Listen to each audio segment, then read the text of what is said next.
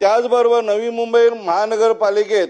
जी आमची नव्याने 14 गावं समाविष्ट झालेली आहेत, या 14 गावामध्ये रस्ते, विद्युत दिवे, भुयारी गटार, शाळेसाठी बांधकाम, आरोग्य केंद्र हे कुठल्याही प्रकारच्या सुविधा नसल्यामुळे तलाव असतील, स्मशानभूमी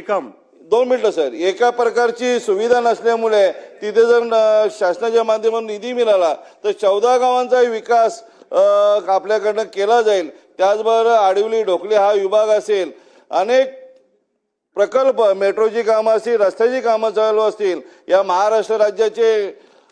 माजी लाडके मुख्यमंत्री आणि तमाम महाराष्ट्रातल्या लाडक्या बहिणीचा लाडका भाऊ एकनाथजी शिंदे साहेब असतील, या लोकसभेचे लाडके खासदार श्रीकांतजी शिंदे साहेब असतील, यांच्या माध्यमातून अनेक कामं या माझ्या मतदारसंघात चालू आहे। मेट्रोचा असेल, रोडची असेल, पण काही प्रमाणात जर शासनाने निधी दिला तर ही संपूर्ण कामं या मतदारसंघात